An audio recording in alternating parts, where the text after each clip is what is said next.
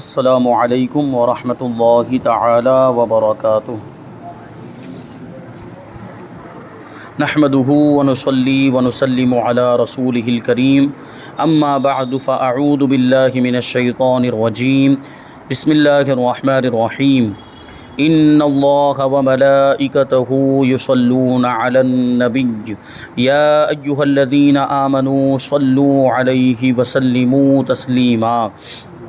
اللہم صلی علی سیدنا و مولانا محمد معدن الجود والکرم وآلہ الکرام وابنہ الکریم وبارک وسلم صلاۃ و سلاما علیک یا رسول اللہ صلی اللہ تعالی علیہ وسلم۔ مشاجرات صحابہ کا بیان جاری ہے، یعنی صحابہ کرام کے درمیان جو آپس میں ناراضگیاں، اختلافات اور کچھ جھگڑے ہوئے،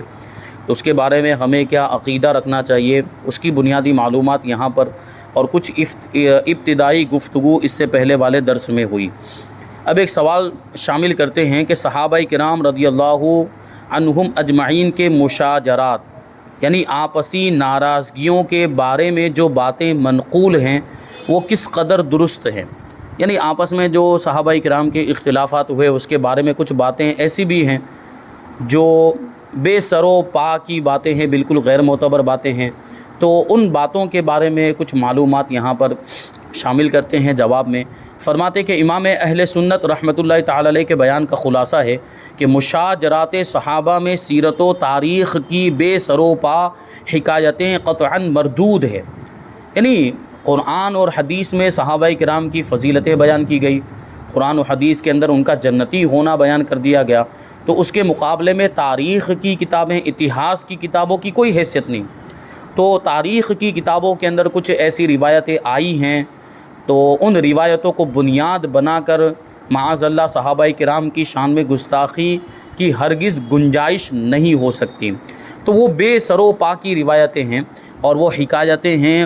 وہ مردود ہیں، یعنی ان کو رد کر دیا جائے گا، ان کو بالکل بھی قبول نہیں کیا جائے گا۔ یعنی ظاہر سی بات ہے، قرآن و حدیث کے مقابلے میں تاریخ کی کتابوں کی روایتیں اور تاریخ کی کتابوں میں، اتہاس کی کتابوں میں جو واقعات بیان کیے گئے ان کی کوئی حیثیت نہیں ہے۔ آج کل کے بد مذہب، مریض القلب یعنی دل کے بیمار، منافق ان سیرت اور تاریخ کی بے تکی روایات سے حضرات عالیہ، خلفائے راشدین، ام المؤمنین سیدتنا عائشہ صدیقہ، سیدنا طلحہ، سیدنا زبیر، سیدنا معاویہ، سیدنا عمرو بن عاص اور سیدنا مغیرہ بن شعبہ رضوان اللہ علیہم اجمعین، نیز اہل بیت و صحابہ رضوان اللہ تعالی علیہم اجمعین کے متعلق مردود الزامات اور ان کے باہمی مشاجرات میں ایسی فضول اور بیہودہ حکایات جن میں اکثر تو سرے سے جھوٹی اور بے بنیاد ہیں، اور بہت سی خود ساختہ یعنی خود بنائی ہوئی نازیبا عبارات روافظ چھانٹ لاتے ہیں، اور ان عبارات کے ذریعے قرآن عظیم، ارشادات مصطفیٰ صلی اللہ علیہ وسلم، اجماع امت اور جلیل القدر ائمہ کرام کا مقابلہ کرنا چاہتے ہیں۔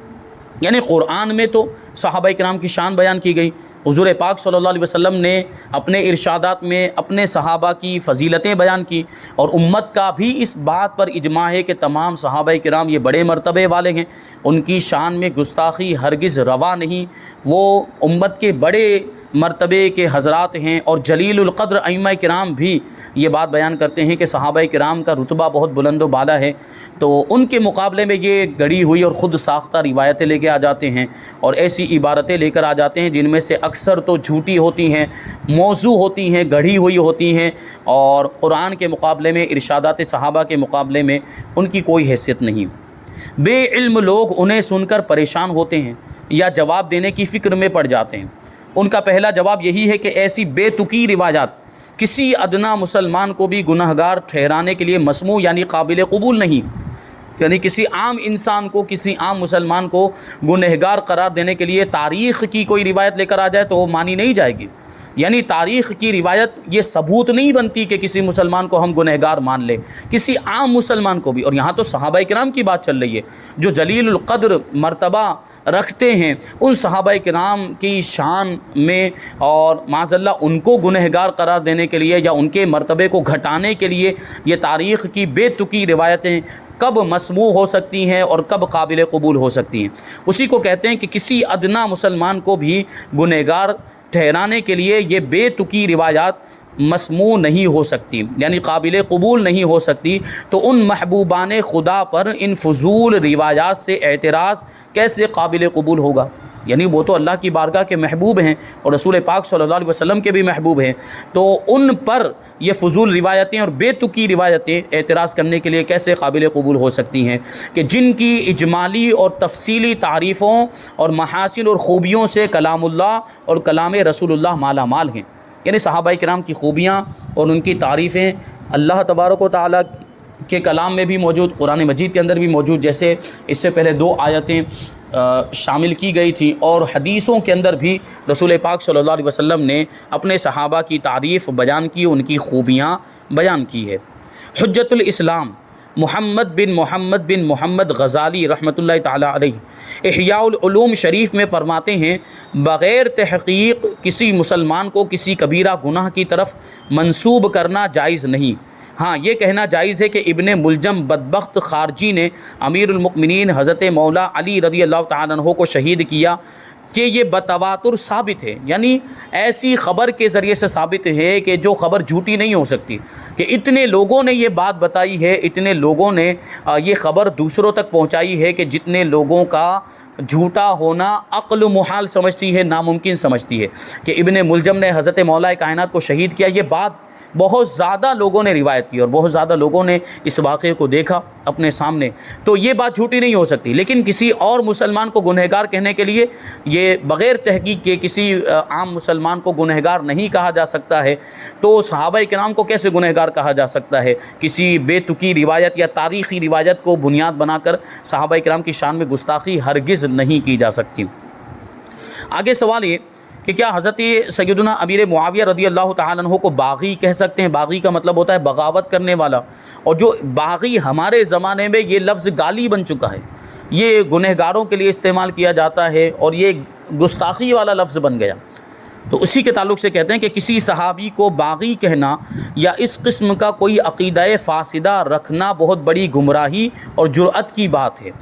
علماء کرام نے اس قسم کا عقیدہ رکھنے سے سختی سے منع فرمایا ہے۔ بعض کتب میں جو ان کے لیے بغاوت کا لفظ استعمال ہوا تو وہ لغوی اعتبار سے، یعنی لغت کے اعتبار سے، اس کا جو لغت ڈکشنری کے اعتبار سے جو معنی بنتا ہے اس اعتبار سے کہا گیا، اور لغت کے اعتبار سے بغاوت کا معنی ہوتا ہے امام برحق کے خلاف خروج کرنا۔ امام برحق یعنی جو خلیفہ برحق ہو اس کا مقابلہ کرنا، سیدھا مطلب ہوتا ہے۔ تو چونکہ مولا کائنات علی مرتضیٰ امام برحق ہیں، خلیفہ برحق ہیں، وہ حق پر تھے، اور ان کے مقابلے میں حضرت امیر معاویہ نکلے، تو اس وجہ سے یہ لغوی اعتبار سے بغاوت ہوئی۔ لیکن جو گالی والا اور گستاخی والا معنی ہے، وہ معنی مراد لیتے ہوئے یہ لفظ ان کی شان میں نہیں بول سکتے۔ تو یہ لغوی اعتبار سے جو بعض کتابوں میں آیا ہے، نہ کہ اصطلاحی اعتبار سے، اور لغوی معنی میں بغاوت کا لفظ گناہ اور عصیان کو لازم نہیں، یعنی اس کو گناہ نہیں کہا جا سکتا، اور اس اعتبار سے بغاوت کرنے والے کو گنہگار نہیں کہہ سکتے۔ یعنی وہاں جو حضرت امیر معاویہ رضی اللہ تعالیٰ عنہ حضرت مولا کائنات کے مقابلے میں آئے، تو بس یہ اس وجہ سے حضرت مولا کائنات کے مقابلے میں آنے کی وجہ سے یہ بغاوت کے لفظ کا اطلاق ہو سکتا ہے، لیکن ان کو گنہگار نہیں کہا جا سکتا، یہ گنہگار والا معنی مراد نہیں لیا جا سکتا۔ ابھی آگے آپ سنیں گے کہ حضرت امیر معاویہ رضی اللہ تعالیٰ عنہ جو حضرت مولا کائنات کے مقابلے میں آئے تو یہ ان سے خطائے اجتہادی ہوئی، اور خطائے اجتہادی کی وجہ سے جو مجتہد ہوتا ہے اس کو گنہگار نہیں کہا جا سکتا، بلکہ اجتہاد کے اندر اگر مجتہد درستگی کو پا لیتا ہے، اگر اس کا اجتہاد درست ہو جاتا ہے اس کو ڈبل ثواب ملتا ہے، اور اگر اجتہاد میں خطا ہو جائے تو ڈبل نہیں بلکہ سنگل ثواب ملتا ہے، گناہ تو کوئی صورت میں نہیں ہے۔ دونوں صورتوں میں سے کسی صورت میں، یعنی اجتہاد درست ہو جائے تو ڈبل ثواب مل رہا ہے، اور اجتہاد غلط ہو جائے تو ایک ثواب مل رہا ہے، یعنی گناہ تو دونوں صورتوں میں سے کسی صورت میں نہیں۔ تو اس وجہ سے حضرت امیر معاویہ کو بھی گنہگار نہیں کہا جا سکتا۔ اور یہاں جو اجتہاد کی بات آ گئی، تو اجتہاد کا مطلب کیا ہوتا ہے؟ اجتہاد کا مطلب یہ ہوتا ہے کہ اپنے علم کے مطابق غور و فکر کرے، اور مجتہد غور و فکر کرنے کے بعد اپنی صلاحیت، اپنے ملکے کے مطابق کسی نتیجے پر پہنچے، تو اس کو اجتہاد کہا جاتا ہے۔ اب جو نتیجہ نکلے وہ کبھی صحیح بھی ہو سکتا ہے، کبھی غلط بھی ہو سکتا ہے۔ تو اجتہاد کرنے کے بعد جو نتیجہ نکلا اگر وہ صحیح ہے تو مجتہد کو ڈبل ثواب ملیں گے، یا تو یعنی ایک ثواب تو اس کا اجتہاد کرنے کا اور دوسرا ثواب اجتہاد کے صحیح ہونے کا۔ اور جو مجتہد اجتہاد کرے اور اس میں جو نتیجہ نکلا ہے وہ نتیجہ اگر غلط ہو جائے، خطا ہو جائے، تو ایسی صورت میں اس مجتہد کو ایک ثواب ملتا ہے، یعنی اجتہاد کرنے کا ثواب ملتا ہے، اور جو غلط ہو گیا اس پر کوئی گناہ نہیں ہے۔ تو بہرحال تو حضرت امیر معاویہ رضی اللہ تعالیٰ عنہ کو گنہگار نہیں کہا جا سکتا، جیسا کہ صدر الشریعہ بدر الطریقہ مفتی محمد امجد علی اعظمی رحمۃ اللہ تعالی علیہ فرماتے ہیں کہ گروہ امیر معاویہ رضی اللہ عنہم پر حسب اصطلاح شرع اطلاق فئہ باغیہ یعنی باغی گروہ آیا ہے، مگر اب کے باغی بمعنی مفسد یعنی فساد پھیلانے والا، معاند اور سرکش یعنی دشمن اور نافرمان ہو گیا۔ یعنی اب باغی کا مطلب یہ لیا جاتا ہے، اب باغی کا مطلب ہوتا ہے فساد پھیلانے والا یا دشمنی کرنے والا، سرکشی کرنے والا، نافرمان اس کا معنی ہو گیا، اور یہ دشنام یعنی گالی سمجھا جاتا ہے۔ اب کسی صحابی پر اس کا اطلاق یعنی انہیں باغی کہنا جائز نہیں ہے، اب کسی صحابی کو باغی نہیں کہا جا سکتا، حضرت امیر معاویہ کو بھی باغی نہیں کہا جا سکتا۔ آگے سوال ہے کہ حضرت سیدنا امیر معاویہ رضی اللہ تعالیٰ عنہ کو خطا کے باوجود گنہگار کیوں نہیں کہہ سکتے؟ جواب، تاج الفحول حضرت شاہ عبد القادر بدایونی رحمۃ اللہ تعالی علیہ فرماتے ہیں حضرت سیدنا امیر معاویہ رضی اللہ تعالیٰ عنہ کی تعظیم اور تکریم شرف صحابیت کی وجہ سے ضروری اور لازمی ہے، کیونکہ وہ بھی صحابی رسول ہیں، تو ان کی تعظیم ہم پر لازم صحابی ہونے کی وجہ سے ان کی تکریم اور ان کا ادب کرنا ہم پر لازم ہے۔ اس لیے شرعاً وہ بغاوت و خطا جو عمدن جان بوجھ کر واقع نہ ہوئی ہو، فسق و عصیان یعنی گناہ کو مستلزم یعنی لازم نہیں۔ یہاں پر جو ان سے خطا ہوئی وہ جان بوجھ کر نہیں تھی، وہ اجتہادی خطا تھی، اور اس کی وجہ سے ان کی طرف گناہ کی نسبت نہیں کر سکتے، اس کی وجہ سے ان کی طرف عصیان کی یعنی نافرمانی کی نسبت نہیں کر سکتے، ان کو گنہگار نہیں کہا جا سکتا۔ حضور صلی اللہ علیہ وسلم کا ارشاد گرامی ہے، رفع عن امت الخطأ والنسیان یعنی میری امت سے خطا اور نسیان کو اٹھا لیا گیا، یعنی خطا اور نسیان یہ بھول چوک سے اگر کچھ ہو جاتا ہے تو وہ معاف ہے، تو اس پر شاہد اور گواہ ہے، یعنی یہ حدیث اس پر دلیل ہے کہ خطا سے اگر کوئی بات ہو جاتی ہے تو اس پر آدمی گنہگار نہیں ہوتا۔ اور صحابہ کرام علیہم الرضوان کی خطائیں معاف ہیں، کیونکہ یہ حضرات نہ تو معصوم ہیں، یعنی ایسا نہیں ہے کہ ان سے گناہ ہونا محال اور ناممکن ہو، اور نہ ہی معذور، بلکہ عند اللہ ماجور ہیں یعنی ثواب دیے گئے ہیں۔ اس خطا کی وجہ سے ان کی شان میں بے ادبی کرنا اور ان کی تعظیم و تکریم سے رکنا اہل سنت سے خارج ہونا ہے، اور مذہب اہل سنت یہ ہے کہ حضرت علی رضی اللہ تعالیٰ عنہ فرماتے ہیں کہ اخواننا بغوا علینا، کہ ہمارے بھائیوں نے ہم پر بغاوت کی۔ دیکھیے حضرت امیر معاویہ کے گروہ کو حضرت مولا کائنات بھائی کہہ رہے ہیں کہ وہ بھی ہمارے بھائی ہیں، یعنی وہ بھی مسلمان ہیں اور وہ ہمارے بھائی ہیں، تو اس سے زیادہ طعن جناب مرتضوی میں جناب مرتضوی پر طعن یعنی لعنت و ملامت کرنا ہے،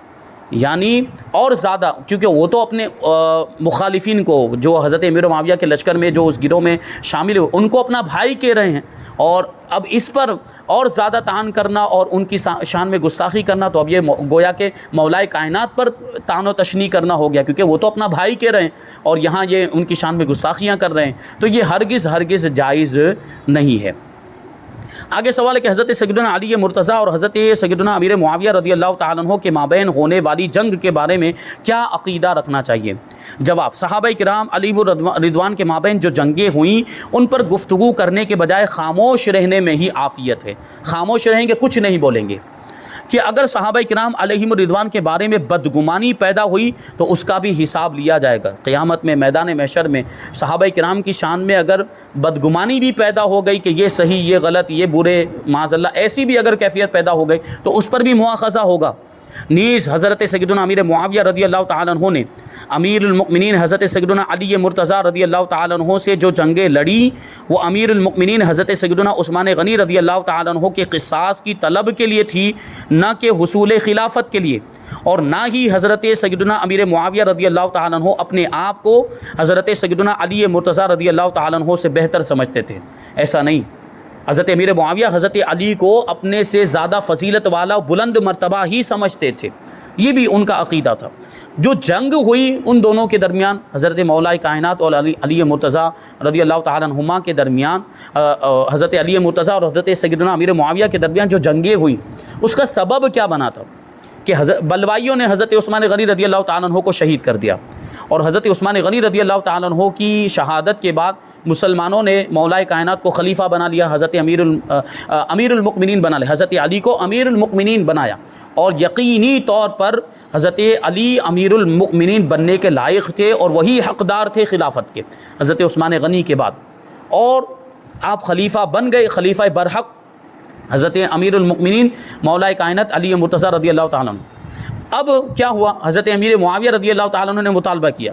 کہ حضرت عثمان غنی رضی اللہ تعالیٰ عنہ کو شہید کر دیا گیا، تو جو قاتلین عثمان ہیں ان سے بدلہ لینا چاہیے۔ حضرت امیر معاویہ نے کیا کہا کہ حضرت عثمان کے قاتلین سے بدلہ لینا چاہیے، لیکن ادھر دوسری جانب چونکہ حضرت علی مرتضیٰ رضی اللہ تعالیٰ عنہ شیر خدا مولا کائنات ابھی خلیفہ بنے تھے، اور ظاہر سی بات ہے حضرت عثمان